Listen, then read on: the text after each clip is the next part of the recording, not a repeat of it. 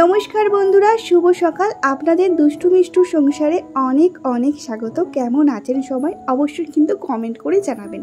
তো সকালবেলায় ঘুম থেকে উঠেই আমার প্রথম যে কাজটা মামামের জন্য, মামামের যে বোতলগুলো আছে যেটাতে ও দুধ খায় এবং জল খায় এবং মধুচুষিটা, সেটা কিন্তু আমি গরম জলে প্রত্যেকদিন এইভাবে কিন্তু ফুটিয়ে নিই। এটা কিন্তু প্রত্যেক দিনের আমার রুটিনের মধ্যেই পড়ে।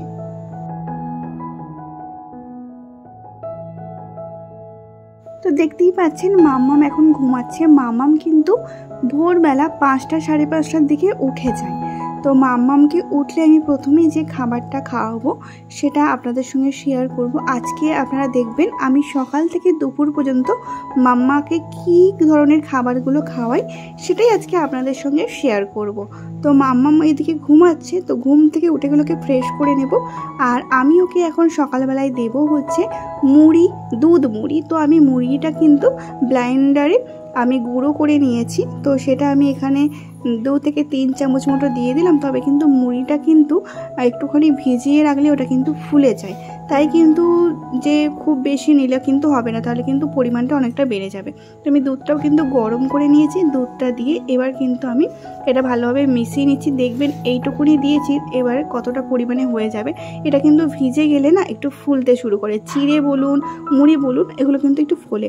তো দেখতে পাচ্ছেন মাম্মাম কিন্তু খাবার দেখে এগিয়ে আসছে। তো মাম্মাম ঘুম থেকে উঠে পড়ার পর আমি ওকে একদম সকালবেলায় যে ফ্রেশটা হয় ওকে আমি ড্রেস চেঞ্জ করিয়ে একদম মুখটুক পরিষ্কার করিয়ে কাজলের টিপ পরিয়ে দিয়েছি। আর ও কিন্তু খুব খুশি মনে খাবারটা খাচ্ছে।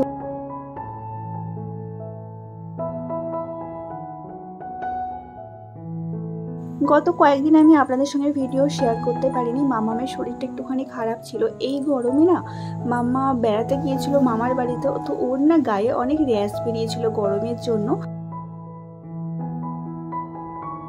অতিরিক্ত গরম পড়লে বাচ্চাদের কিন্তু খুব সাবধানে রাখবেন, কারণ বাচ্চারা তো বলতে পারে না। আমি আমার বাচ্চার এইরকম পরিস্থিতি হয়েছিল, তাই আমি বলবো গরমে আপনারা বাচ্চাদেরকে 3 থেকে 4 বার গায়ে কিন্তু হালকা সুতির কাপড় দিয়ে স্পঞ্জ করে দেবেন, তাতে কিন্তু বাচ্চারা খুব আরাম পাবে। আর এখানে দেখুন খাওয়া দাওয়ার পর আমার দুষ্টু সোনা একটুখানি বাইরে বেরিয়েছে। ও একটুখানি দাঁড়ানো প্র্যাকটিস করে। 8 থেকে 10 মাস বয়সে বাচ্চারা একা একা দাঁড়ানোর প্র্যাকটিস করে। তো আমি ওকে দাঁড় করিয়ে রেখেছি।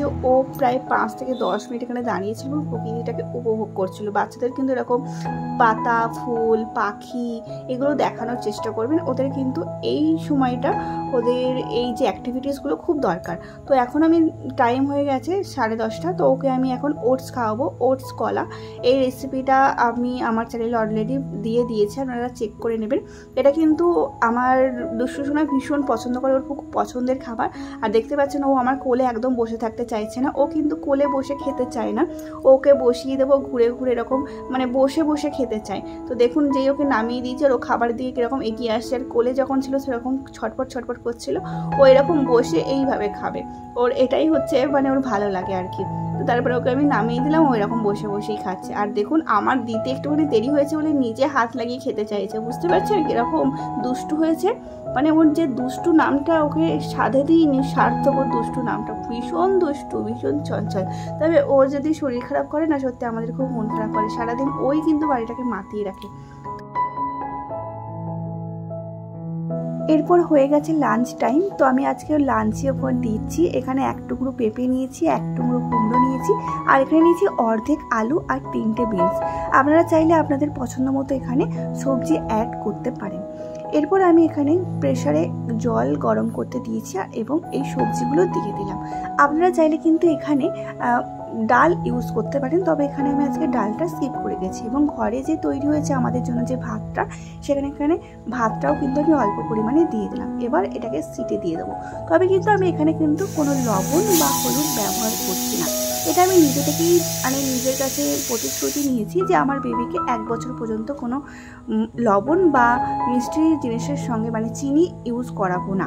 তো এবার একটা স্ট্রেনারের সাহায্যে আমি এটা ম্যাশ করে নেব। তো আমি দেখে নিলাম ভালো করে হাত দিয়ে যে এটা সিদ্ধ হয়েছে কিনা।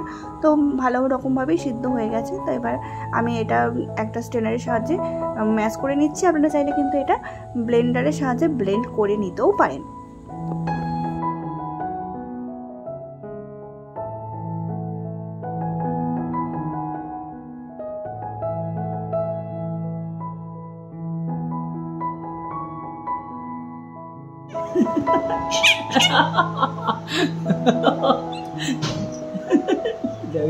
দেখো দেখো না, দেখো দেখো দুষ্টু আম করো।